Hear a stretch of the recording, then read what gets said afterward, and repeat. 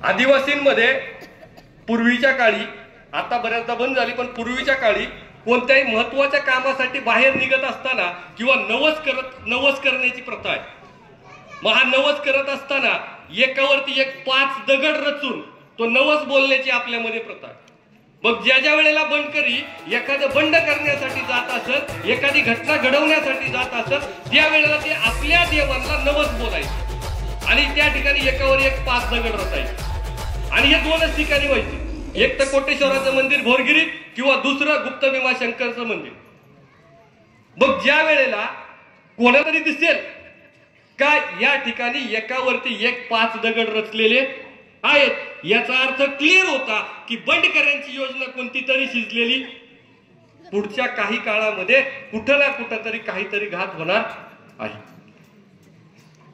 ही गोष्ट एका इंग्रजांच्या खबरेने पाहिली का कोटेश्वरीच्या त्या ठिकाणी एकावरती एक 5 दगड रचलेले आहेत.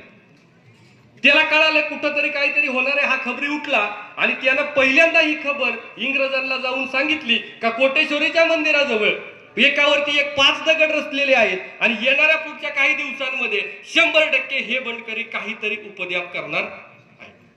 आता इंग्रजांना हे कळत नव्हतं का बंडकरी कुठं कार्यक्रम करणार आहे, बंडकरी कोणाला मारणार आहेत कळत नव्हतं, पण त्यांना माहित आहे या जगातली इमानदार जमात म्हणजे आदिवासी.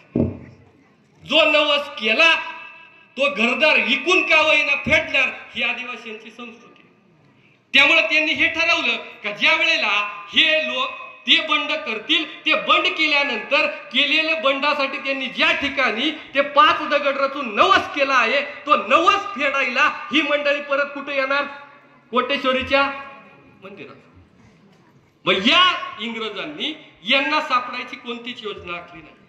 या इंग्रजांनी काय केलं का नवस फेडायला जेव्हा हे येतील त्यावेळेला आपण यांना पकडायचं, अशा प्रकारे या इंग्रजांनी त्या कोटेश्वरीच्या मंदिराच्या सगळ्या बाजूला आपला फास आवळला आणि त्यांनी त्या ठिकाणी थांबायला सुरुवात केली. जो काही ठरलेला दिवस होता त्या ठरलेल्या दिवशी पिंपरी जी काही खाली माळुंग्याजवळ आहे, या पिंपरीच्या ठिकाणी जो काही एक सावकार माजला होता त्याचा कार्यक्रम लावून हे बंडकरी सगळे त्या ठिकाणी नवस फेडायला आले. कोटेश्वरीच्या मंदिरामध्ये जाऊन दर्शन घेतलं आणि दर्शन घेतल्यानंतर नवस फेडायचा म्हणजे काय करायचं, देवाच्या नावाने घोष करायचा आणि त्या एकावर एक ठेवलेल्या ज्या काही 5 दगडी आहेत त्या 5 दगडी काय करायच्या, लोटायच्या. कोटेश्वरीच्या मंदिरामध्ये दर्शन घेतलं आणि या कोटेश्वरीच्या मंदिराजवळ दर्शन घेऊन त्यांनी त्या ठिकाणी येऊन त्या 5 दगडी लोटल्या आणि हर हर महादेवची घोषणा दिली. जशी हर हर महादेवची घोषणा झाली तसा जो काही शंकर भगत होता, जो कोटेश्वरीच्या मंदिरामध्ये पूजा अर्चा करायच्या, त्याच्या पडवीमधून बॅटरी चमकली. दरवेळेला आपण आलो का कंदील असतो, आताच्या वेळेला काय आहे, बॅटरी. बंडकऱ्यांना कळलं काहीतरी गोळ झालेला. हा घोळ लक्षात आल्यानंतर यांनी पळायला सुरुवात केली, पण उपयोग झाला नाही. सगळ्या बाजूंनी बंडकऱ्यांच्या भोवती गराडा बसला आणि 4 बंडकरी पोलिसांच्या ताब्यामध्ये सापडले. पण या 4 बंडकरी सापडलेले असताना त्या अभेद कड्यातून, त्या इंग्रजांच्या अभेद कड्यातून काही बंडकरी मात्र सुटून जाण्यात यशस्वी ठरले. त्याच्यामध्ये होते भागुजी येंडे, सत्तू मराडे आणि गणा आंबेकर. म्हणजे 5 पैकी 3 जण पळाले. उरले किती 2.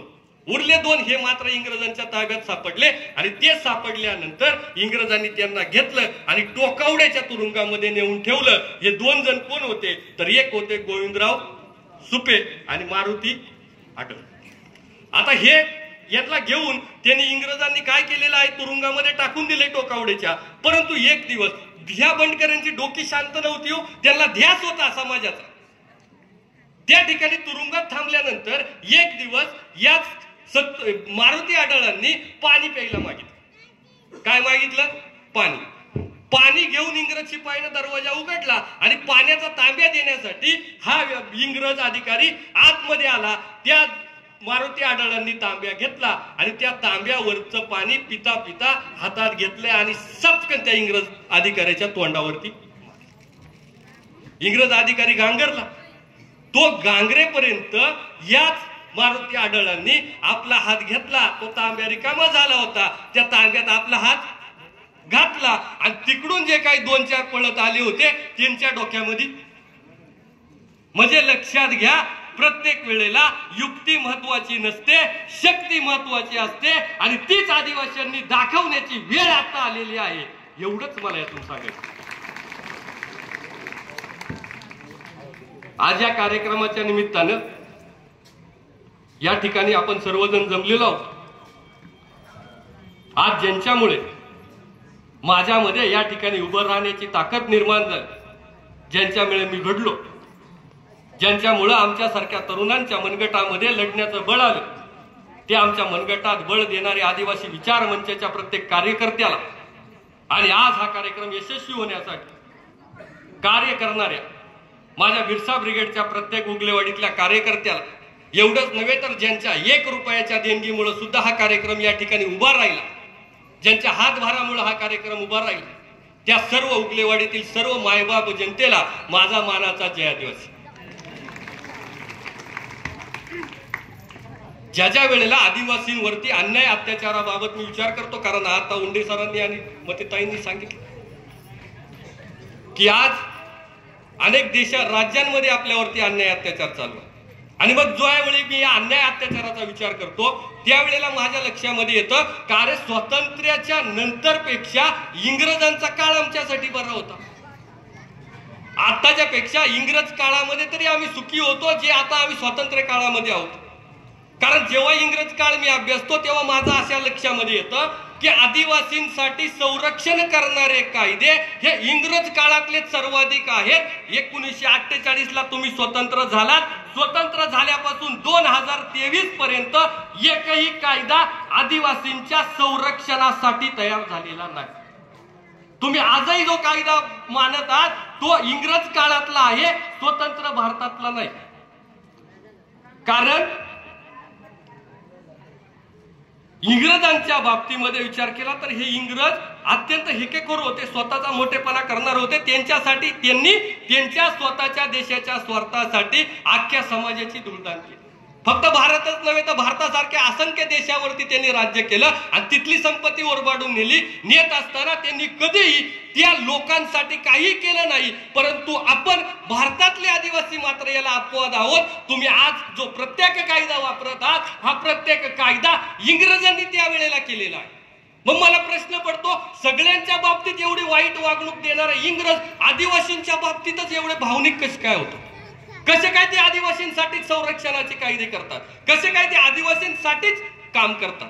म्हणजे बघा, फॉरेस्टची जंगल तोड कधी सुरू झाली? ज्या वेळेला इंग्रजांनी भारतामध्ये रेल्वे आणली आणि ही रेल्वे आणत असताना रेल्वे मार्ग आखण्यासाठी त्यांनी त्या जंगलांची तोड केली.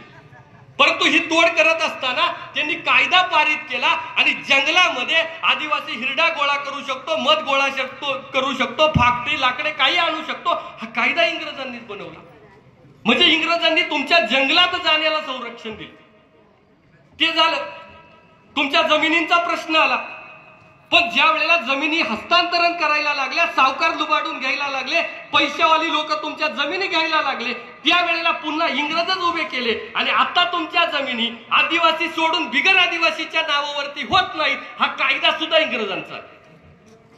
हे संरक्षण आहे आणि हे संरक्षणाचे कायदे हे इंग्रजांनी तुमच्यासाठी केलेले आहेत. एवढंच काय, आज आपण जी 5वी 6वी अनुसूची वापरतो का त्यानुसार आमच्या संस्कृतीमध्ये कोणीही ढवळाढवळ करू शकत नाही. 5वी 6वी अनुसूची करून त्या 5व्या 6व्या अनुसूचीचा मागोवा तुम्हाला 1935च्या कायद्यात मिळतो, 1909च्या कायद्यात मिळतो, 1919च्या मॉन्टेग्यू चेम्सफोर्ड कायद्यामध्ये मिळतो. म्हणजे तुमच्या संस्कृतीत सुद्धा कोणी ढवळाढवळ करायची नाही हा कायदा सुद्धा कोणी केलाय? इंग्रजांनी. म्हणजे तुमच्या जंगलाला संरक्षण कोणी दिलं? इंग्रजांनी. तुमच्या जमिनीला संरक्षण कोणी दिलं? इंग्रजांनी. तुमच्या संस्कृतीचं संरक्षण कोणी दिलं? इंग्रजांनी. मग हे सगळं होत असताना मला प्रश्न पडतो का या जगात राज्य करताना अनेक जाती धर्म होते, परंतु इंग्रजांनी कोणत्या जाती धर्माला आदिवासींना दिले तसं संरक्षण दिलं नाही. संरक्षण दिलं ते फक्त आदिवासी. मग या जगात निष्ठुर म्हणून ज्यांची ओळख आहे ते इंग्रज आदिवासींच्या बाबतीत एवढं मवाळ का असतील? म्हणजे जंगलाबाबत कायदे करून जंगलाला संरक्षण दिलं, जमिनीचे कायदे करून जमिनीला संरक्षण दिलं, 25वी अनुसूची आणून तुमच्या संस्कृतीला संरक्षण दिलं. मग हे एवढे आदिवासींच्याच बाबतीत मयाळू का? त्याचं कारण इथलं आदिवासी, त्याचं कारण इथला ठाकर आहे, त्याचं कारण इथलं कातकरी आहे, त्याचं कारण इथला महादेव कोळी आहे. कारण इंग्रजांना जेव्हा ते सुरुवातीला भारतामध्ये आले तेव्हापासून त्यांना दणक्यावर दणके द्यायची ताकद ही फक्त आदिवासींमध्ये होती. आणि त्यांना माहित होतं इथं लाख पेटावे लागत नाही, एक पेटला तर तो लाखा एवढा होता. आणि म्हणून सुरुवातीपासून इंग्रजांनी भारतीय आपल्या आदिवासींच्या बाबतीत जे त्यांचा विचार होता तो ह्या बाबतीत ठेवला. आणि कुठंतरी आदिवासींमधला रोष आपल्याला कमी करता येईल का यासाठी त्यांनी कायम केलं. कारण विचार कर, इंग्रजांना धसका कुठून बसला? ज्या वेळेला इंग्रज भारतात आले त्यावेळेला तिलका मांझी उभा राहिला.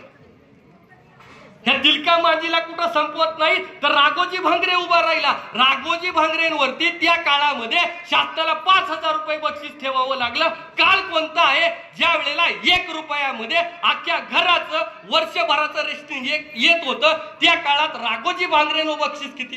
5,000.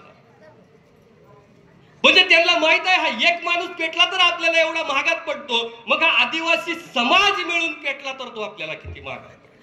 आणि याचा विचार करून इंग्रजांनी त्यावेळेला आपली ध्येय धोरणं आखली आणि ती आदिवासींच्या बाजूने केली. आणि या धसक्यातून इंग्रज शेवटपर्यंत बाहेर पडले नाही. कारण ज्या वेळेला जंगलांना हात लावायची वेळ आली, मध्य प्रदेशामध्ये तंट्या मामाने जन्म घेतला. ज्या वेळेला जमिनीला हात लावायची वेळ आली त्यावेळेला माझ्या महाराष्ट्रामध्ये राघोजी भांगरेंनी जन्म घेतला. ज्या वेळेला पुन्हा जंगलाचा विषय आला माझ्या नाग्या कातकरीनं जन्म घेतला. एवढंच काय, या जगामध्ये इंग्रजांनी अनेक देशात राज्य केलं, अनेक देशात म्हणतो आहे मी, परंतु अख्ख्या कोणत्याही देशामध्ये त्यांना एक व्यक्ती असा सापडला नाही ज्याची तुलना ते इंग्लंडच्या राजासोबत करतील.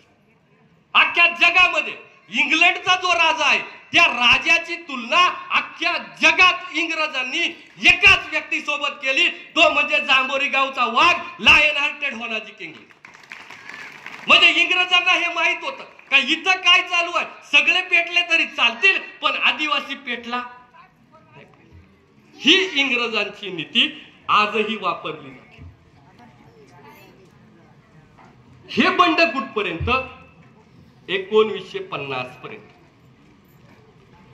आता मी जी नावं घेतली ती सगळी 1950 पर्यंत. बिरसा मुंडा, राघोजी भांगरे, तंट्या मामा भिल, त्याच्यानंतर गोविंदराव सुपे, होनाजी केंगले, मारुती आढळ, राया ठाकर, सगळी नाव, गणा आंबेकर, सगळी नाव 1950च्या आधी. 50 नंतर ही शोकांतिका आहे का आदिवासी लढाईच विसरून गेलेला आहे. 1950 नंतर आम्ही पाण्यासाठी बंद केलं नाही, आम्ही जमिनीसाठी बंद केलं नाही, आम्ही रस्त्यासाठी बंद केलं नाही, आम्ही लाईटीसाठी, आम्ही कशासाठीच भागलो नाही. म्हणजे जो लढा माझ्या क्रांतिकारकांनी 1950च्या आधी दिला तो 1950 नंतर आदिवासी विसरून गेला. आज तुमच्या पदरामध्ये जी गोष्ट आहे, 5वी अनुसूची असेल, जमिनीचा कायदा असेल, फॉरेस्ट ऍक्ट असेल, ही प्रत्येक गोष्ट 1950च्या आधी तुमच्या बंडकऱ्यांनी लढून तुम्हाला दिलेली आहे. तुम्ही काय केलं 50 नंतर? आपण काहीच नाही केलं. कारण 1950 नंतर हे सांगायला पण मला लाज वाटते का आदिवासी लढाईच विसरून गेलेला आहे. आणि हे हाच आदिवासी जो त्याचा बाप लढला, आजा लढला हे सांगतो, तोच आदिवासी मी लढलो हे सांगू शकत नाही, कारण तो लाचार झाला. आणि जी पिढी माझी बंडकऱ्यांची होती त्याच्याऐवजी कोणाचा तरी गुलाम असणारी पिढी निर्माण झाली.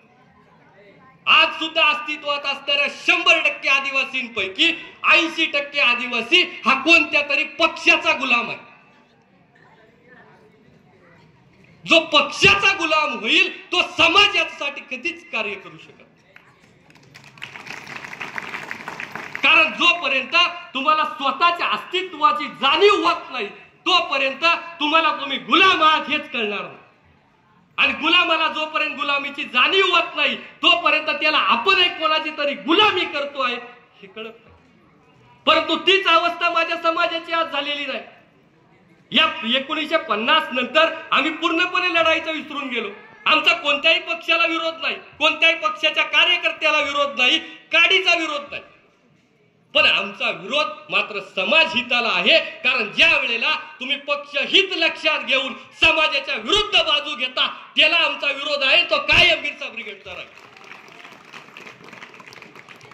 कारण आपण समाजापेक्षा मोठे नाहीत, समाज आहोत म्हणून मी आहे. परंतु आज मात्र आमची भावना बदलली आणि आम्ही गुलामीच्या भावनेत गेलो आणि गुलाम झालेला समाज कधीच लढू शकत नाही. समाजाला जर लढायचं असेल तर त्याच्यामध्ये स्वत्वाची जाणीव निर्माण करावी लागेल. मी कोण आहे हे त्याला आधी माहित करावं लागेल आणि ते जोपर्यंत माहित होत नाही तोपर्यंत आम्ही लढू शकत नाही. आम्हाला आमच्या अंगामध्ये पुन्हा राघोजी बिरसाचं रक्त आहे याची जाणीव व्हावी लागेल आणि त्या वेळेला आम्ही यांच्या विरोधात पेटून राहू आणि आमच्यावरती होणाऱ्या अन्याय अत्याचाराविरोधात आम्ही पेटून उठू. परंतु आज मात्र आमचा इतिहास झाकळला गेला. तो गिरवायची आज गरज आहे. तो गिरवला तर तुमच्यावरचे अन्याय अत्याचार दूर होतील. अन्यथा मणिपूर जिथं तिथं झाले तेच मणिपूर पुन्हा उगलेवाडीत व्हायला सुद्धा वेळ लागणार नाही. या सगळ्यातून आम्हाला विचार करावा लागेल. अरे 40 वर्ष झाली धरण होऊन, याच आंबेगावात 40 वर्ष झाली धरण होऊन, पण त्या धरणामुळे आम्ही बेवारच झालो, उपरे झालो आम्ही धरणामुळे. पण त्याच धरणाच्या पाण्यासाठी आम्ही कधीच आंदोलन केलं नाही. आहे का इथं कोणी बसलेलं? धरणाचं पाणी मिळत नाही म्हणून कोणी सुद्धा आंदोलन केलं नाही का? अरे याच्या आधी तुमच्या बंडकऱ्यांनी प्रत्येक अन्याय अत्याचाराच्या विरोधात बंड केली म्हणून तुमच्या बाजूचे कायदे आज आहेत. परंतु 1950 नंतर आमच्यावर जे अन्याय अत्याचार झाले त्याच्या विरोधात आम्ही भांडलो नाही. आमच्या इथं धरणं झाली, आदिवासींच्या जमिनी गेल्या, तिकडे बिगर आदिवासींच्या पाण्या व बागायतदार झाले, पण आम्ही भांडलो नाही. आम्ही आंदोलन केली, आम्ही उपोषणाला बसलो आणि आम्हाला धरणाचं पाणी पाहिजे. आणि जोपर्यंत तुमच्या बंडकऱ्यांचा कित्ता तुम्ही गिरवत नाही तोपर्यंत तुम्हाला काहीच मिळणार नाही. आज पेसा कायद्याचे अधिकार काढून घ्या म्हणून तुमच्याच भागामध्ये मिटिंगा बसतात, पण पेसा कायद्याचे अधिकार तुम्हाला काढून घेता येणार नाही हे सांगण्यासाठी सुद्धा आम्ही कधी मोर्चा केला नाही. आणि एवढंच काय, आदिवासी आश्रमशाळांमधून आम्ही शिकलो. आश्रमशाळा नसत्या तर इथं नोकरीला असताना एक सुद्धा माणूस मला वाटत नाही नोकरीला असता. परंतु आश्रमशाळा निर्माण झाल्या त्यावेळेला तिथली लोकसंख्या विचारात घेऊन आश्रमशाळांची निर्मिती केली. त्यावेळची लोकसंख्या आणि आताची लोकसंख्या यात फरक आहे. परंतु आता आश्रमशाळांची संख्या काय करायला पाहिजे होती? वाढवायला पाहिजे होती. परंतु त्या आश्रमशाळा तयार झाल्या तेव्हापासून आतापर्यंत एक सुद्धा नवी आश्रमशाळा उभी राहिली नाही. परंतु त्यासाठी सुद्धा आम्ही कधी भांडलो नाही, कारण आम्हाला शिक्षण महत्वाचं वाटत नाही. पण हे जर करायचं असेल तर आमच्या बंडकऱ्यांचा वारसा आम्हाला उभा करावा लागेल आणि तो केला तरच तुम्हाला तुमचा. आज भीमाशंकर देवस्थान आपल्याला सर्वांना माहित आहे, महादेव हा आदिवासींचा मूळ पुरुष आहे आणि त्याच मूळ पुरुषावरती आज बाहेरून आलेल्या उपऱ्यांनी हक्क सांगायला सुरुवात केली. पण आमच्यापैकी एकाने सुद्धा त्या विरोधात मोर्चा केला नाही. त्या विरोधात आम्ही कधी आंदोलन केलं. भीमाशंकरचं मंदिर आमचं आहे हे आम्ही घरात बायकोला जाऊन चुलीपाशी सांगणार, पण तेच बेंबीच्या देठापासून त्यांच्या तोंडासमोर बोलायला आमची ताकद नाही. आम्ही ते बोलत नाही, आम्ही त्याच्या विरोधात मोर्चा काढत नाही, आंदोलन करीत नाही. आम्ही फक्त घरात बसून बोलतो आणि घरात बसून बोलून तुम्हाला तुमचा अधिकार मिळणार नाही. त्यासाठी तुम्हाला उतरावं लागेल, भांडावं लागेल आणि बोलावंच लागेल. कारण आम्हाला स्वातंत्र्यानंतरच्या 75 वर्षामध्ये एकही रोजगाराच्या संधी निर्माण केल्या नाही. फक्त आंबेगाव बद्दल मी बोलत नाही. आंबेगाव, खेड, जुन्नर, मावळ कोणताही तालुका घ्या, एका सुद्धा तालुक्यामध्ये आदिवासीच्या घरामध्ये चूल पेटावी म्हणून कोणत्या व्यक्तीने काम केले त्याचं मला नाव सांग. कोणी तुम्हाला रोजगार मिळवून दिला? उलट तुमच्या जमिनी गेल्या. त्या जमिनी गेल्यानंतर इथला आदिवासी गाड्याच्या गाड्या भरून दुसऱ्यांच्या शेतात कामाला. पण त्याच आदिवासीला या जागेवरती काम मिळावं म्हणून कोणत्याही व्यक्तीनं रोजगार निर्माण केला नाही. पण हा रोजगार निर्माण होणार कधी होणार त्यासाठी सुद्धा आम्ही कधीच भांडलो नाही. आम्हाला रोजगार का देत नाहीत म्हणूनही आम्ही प्रश्न विचारला नाही, आम्हाला शाळा का देत नाही म्हणूनही प्रश्न विचारला नाही, आम्हाला धरणाचं पाणी का मिळत नाही याचा सुद्धा विचार आम्ही केला नाही. कारण आम्हाला बंडकऱ्यांचा वारसा पुढे नेता आला नाही. 1950 पर्यंत तो खंडित झालाय, 50 नंतर तो पुन्हा पेटवावा लागेल, तेव्हाच तुमच्या या अडीअडचणी सुटतील. कारण 50 नंतर आमच्या डोक्यातून समाजकारण गेलं आणि त्याच्यानंतर आम्ही वैयक्तिक आयुष्य जगायला लागलो.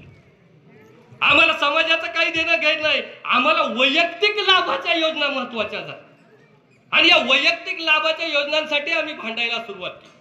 आम्ही रस्त्यासाठी भांडत नाही, आम्ही पाण्यासाठी भांडत नाही, आम्ही जमिनीसाठी भांडत नाही, आम्ही जंगलासाठी भांडत नाही. मग आम्ही कशासाठी भांडायला लागलो? आम्हाला फुकाटचा गॅस पाहिजे म्हणून आम्ही भांडायला लागलो, आम्हाला फुकाटची ताडपत्री पाहिजे म्हणून भांडायला लागलो, आम्ही घरकुलाच्या फॉर्म आमचा भरा म्हणून भांडायला लागलो, मला म्हशीची गोठ मंजूर पाहिजेत म्हणून आम्ही भांडायला लागलो.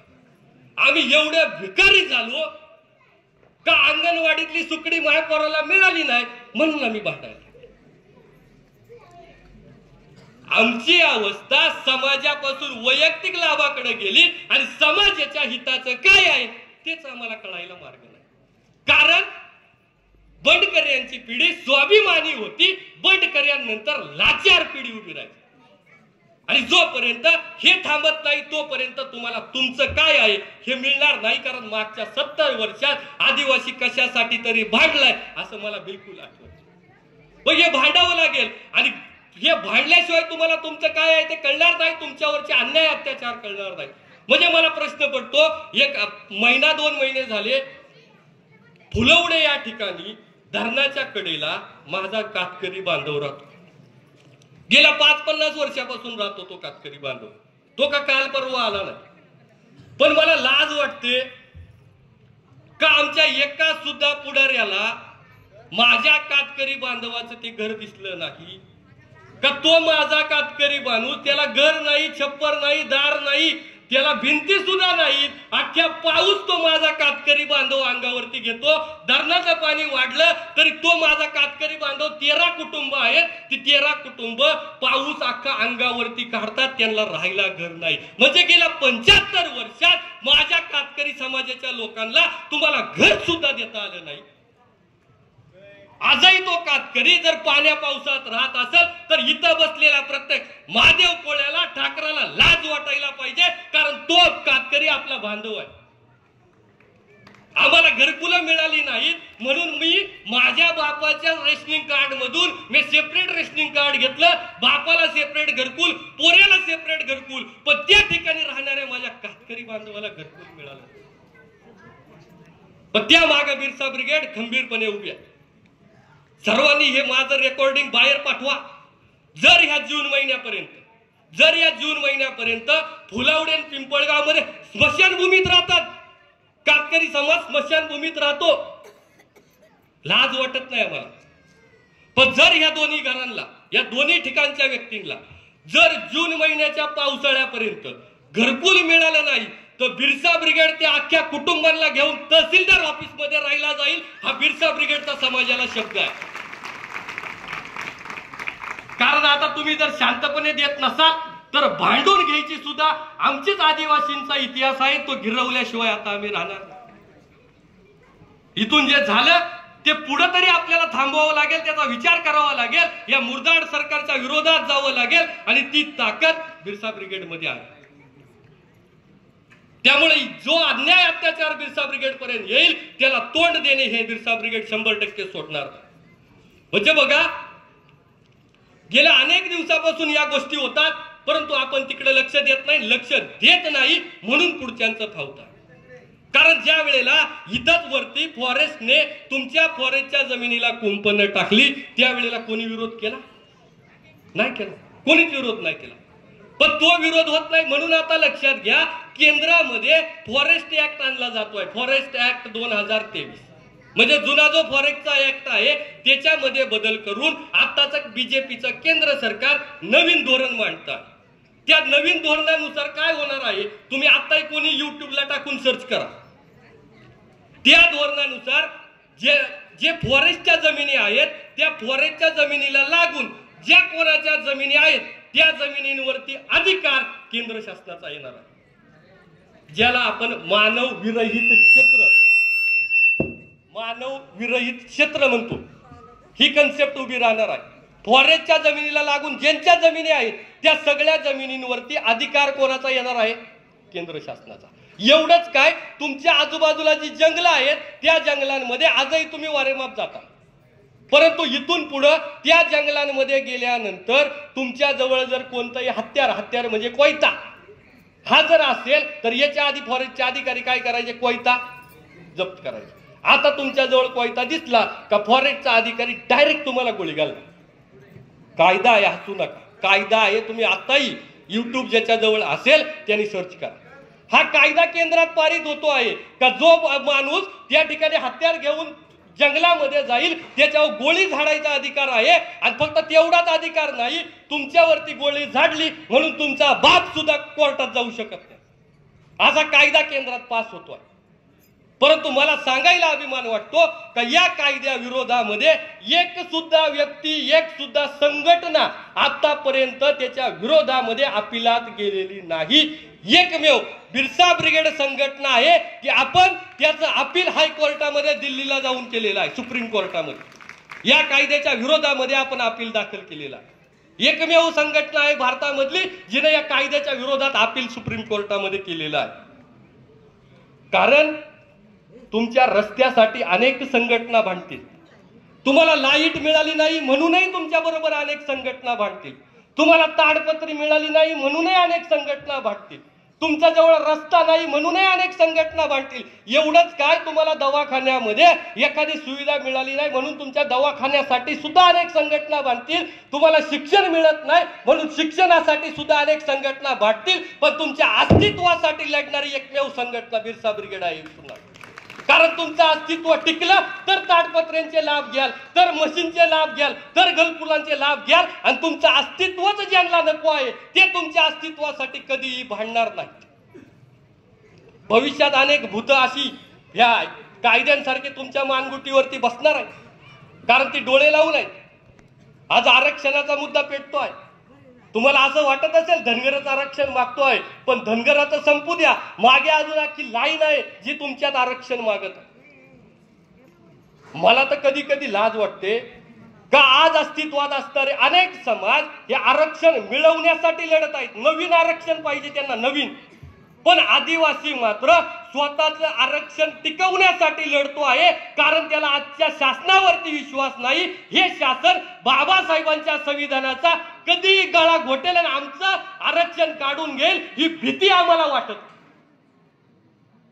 आणि त्या विरोधामध्ये आपण मैदानात उतरलंच लागेल. जर उतरलो नाही, जर हावंडकर यांचा कित्ता परत गिरवला नाही तर आपल्याला परत हे मिळणार नाही. आणि एकदा हातातून गेलं का त्याला परत मिळवणं शक्य नाही. त्यामुळे 23 तारखेला पुणे या ठिकाणी जिल्हाधिकारी कार्यालयावरती जो काही मोर्चा आपण धनगर आरक्षणावरती ठेवलेला आहे त्या सर्व लढ्यामध्ये सामील व्हा अशी मी बिरसा ब्रिगेडच्या वतीनं इथं बसलेल्या प्रत्येक व्यक्तीला विनंती करतो. पण हे करत असताना एक प्रश्न मला पडतो का धनगर आरक्षण मागतात तर त्या धनगरांना आरक्षण मागण्यासाठी फावतंय कुठं याचा विचार आपल्याला करावा लागेल. जे आता उंडे सरांनी सांगितलं, आमचं चुकतंय म्हणून दुसऱ्याचं फावतंय हे नेहमी डोक्यामध्ये ठेवा. आपण चुकलो नाही, दुसऱ्याला बोट घालायला जागा दिली नाही तर ते आपल्यात येणार नाही. परंतु आम्ही मात्र आमची संस्कृती सोडली आणि दुसऱ्याची संस्कृती बोकांडी घेतली. याच्यामध्ये अशिक्षित माणसापेक्षा सुशिक्षित माणूस सगळ्यात वर आहे. आदिवासी संस्कृतीची वाट जर सगळ्यात आधी कोणी लावली असेल ती ती सुशिक्षित आदिवासींनी लावली. कारण काय, जी संस्कृती आहे तिच्यापासून जर तुम्ही प्रतारणा केली तर तुम्ही टिकूच शकत नाहीत. ती प्रतारणा तुम्हाला थांबवावी लागेल, अन्यथा येणारी संकट भरपूर आहेत. मग आजही विचार करा, तुम्हाला जंगलाचे अधिकार मिळाले, तुम्हाला जमिनीचे अधिकार मिळाले, तुम्हाला तुमच्या संस्कृतीचे अधिकार मिळाले. मला सांगा इथं बसलेल्या किती लोकांनी जंगलाचे अधिकार मिळवण्यासाठी लढाई दिली? मला सांगा इथं बसलेल्या किती लोकांनी जमिनीसाठी लढाई दिली? इथं बसलेला एकही व्यक्ती जमिनीसाठी लढला नाही, जंगलासाठी लढला नाही. ती लढाई तुमच्या बापानं करून ठेवलेली आहे. आज तुमच्या नावावरती या ज्या जमिनी आहेत ती माझ्या राघोजी भांगरेंची देण आहे. राघोजी भांगरेंनी सावकारांच्या ताब्यातून जमिनी घेतल्या आणि त्या तुमच्या ताब्यात दिल्या. आज तुमच्या नावावरती जे सातबारे आहेत ती माझ्या बिरसा मुंडांची देण आहे. बिरसा मुंडांनी स्वतःचा जीव दिला आणि त्या जमिनी सातबाऱ्याच्या रूपात तुमच्या नावावरती. म्हणजे तुम्ही इथं बसलेला एकही व्यक्ती जमिनीसाठी भांडलेला काही, इथं बसलेला कोणी जन आंदोलन केलं, जन मोर्चा काढलाय, म्हणजे बघा जमिनीचा अधिकार तुम्हाला तुमच्या पूर्वजांनी आधीच स्वतःच्या गळ्यात फास अडकून देऊन टाकला. आज तुम्हाला जंगलाचे अधिकार आहेत. इथं बसलेला कोणता व्यक्ती जंगलाचे अधिकार मिळावेत म्हणून भांडलेला आहे? कोणताच नाही. कारण तंट्या मामानं तुमच्या आधी जंगलाची लढाई लढून ठेवलेली आहे.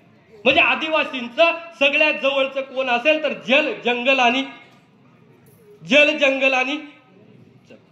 जमिनीची लढाई लढून झाली, जंगलाची लढाई. पण ध्यानात ठेवा, पाण्याची लढाई तुमच्या बापानं तुमच्यासाठी लढाईची बाकी ठेवलेली आहे आणि ती इथं बसलेल्या प्रत्येक आदिवासीला ती पाण्याची लढाई लढावी लागते. कारण या सह्याद्रीमध्ये 90% धरणं आदिवासींच्या ताब्यात आहे. किती? 90% धरण. पण त्या 90% धरणांपैकी 9% किती म्हणतोय मी? 9% जमीन सुद्धा आदिवासीची ओलिताखाली आलेली. पण जर जमिनीची लढाई झाली असेल, जंगलाची लढाई झाली असेल तर आता पाण्याची लढाई लढावी लागेल. आणि ही पाण्याची लढाई लढायला दुसरं कोणी येणार नाही. ही पाण्याची लढाई तुम्हालाच तुमची लढावी लागेल आणि तुम्हालाच तुमचं पाणी मिळावं लागेल. कारण धरणांसाठी आदिवासींच्या जमिनी ज्या वेळेला घेतल्या, खोटं बोलून जमिनी घेतल्या. कारण आताच सरांनी कायदा सांगितला, या कायद्यानुसार कोणताही व्यक्ती तुमच्या जमिनी खरेदी करू शकत नाही, शासन तुमच्या जमिनी घेऊ शकत. मग जमीन धरणाला गेली कस? त्या जमिनीत आदिवासींच्या जमिनीत धरणं झाली कस काय? तर सपशेलपणे प्रत्येक आदिवासीला, कारण त्यावेळेला आदिवासी अशिक्षित होता, त्याला पैशाचा प्रसंगी धाक दाखवून ह्या सगळ्या जमिनी गिळून आणि त्याच जमिनींवरती आग धरणं बांधलेली आहे. मग ही धरणं आमची असून सुद्धा त्या धरणातून बाहेर गेलेल्या व्यक्तीला उपऱ्यासारखं जगावं लागत आहे. त्या व्यक्तीला स्वतःचे हक्क मागण्यासाठी जगावं लागत आहे. ते मिळवण्यासाठी आपल्याला भविष्यात पाण्याची लढाई लढावी लागणार आणि त्या लढाईसाठी सर्वांनी तयार व्हावं. कारण इथल्या राज्यकर्त्यांची जर इच्छा असती तर तुमच्या शेजारूनच पाण्याचा पाठ गेलेला आहे. तोच पाठ उगलेवाडीमधून जात नव्हता का? किती लांब होता पाण्याचा पाठ? मग जर इथल्या राज्यकर्त्यांना तुम्हाला पाणी द्यायचं होतं तर हाच पाण्याचा पाठ उगलेवाडीमधून गेला असता तर उगलेवाडीमध्ये असणारा माझा प्रत्येक बांधव बागायतदार झाला असता. पण तुम्ही बागायतदार झाले असते तर त्या बागायतदारांच्या शेतामध्ये पिकअपच्या पिकअप भरून कोण गेला? कारण तुमच्या पिकअप भरून जाण्यावरती तिकडच्या बागायती होत आहे, अन्यथा त्या बागायती होऊ शकत. हेच ओळखून आपल्याला पाण्याची लढाई लढावी लागेल. आणि जोपर्यंत पाणी येत नाही तोपर्यंत कोणत्याच आदिवासीची आर्थिक परिस्थिती सुधारू शकत नाही. आणि जर ही भावना देण्याची असती तर आजचा दिवस उजाडला नसता. आजही या जमिनी आपल्याला सुजलाम सुफलाम दिसलेल्या असत्या. परंतु जोपर्यंत पुढाऱ्यांच्या भेळीवरती जगणारा तरुण निर्माण होईल तोपर्यंत तुमचा विकास होऊ शकत. याच पुढाऱ्यांच्या भेळी बाजूला ठेवून स्वतःच्या डोक्याचा विचार करणारा आदिवासी तरुण जोपर्यंत पुढे येत नाही तोपर्यंत आदिवासींचे प्रश्न कधीही सुटू शकत नाही. भविष्यात जाऊन अनेक लढाया लढाव्या लागणार आहेत. भविष्यात जाऊन अशा अनेक गोष्टी आपल्या डोक्यामध्ये आपल्या समोर येणार आहेत. आणि या समोर येणाऱ्या गोष्टींना जर आपल्याला तोंड द्यायचं असेल तर स्वतःच्या डोक्याचा डोळे उघडे ठेवून विचार करणारा आदिवासी आपल्याला पाहावा लागेल. एक लक्षात ठेवा, सतीशदादा नेहमी सांगतात, आताची जी लढाई चालू आहे ही लढाई शेवटच्या पिढीकडून शेवटची पिढी वाचवण्यासाठी शेवटच्या पिढीची चाललेली धडपड आहे आणि तीच शेवटच्या पिढीला करावी लागेल. एवढं बोलून या ठिकाणी थांबतो. जय आदिवासी.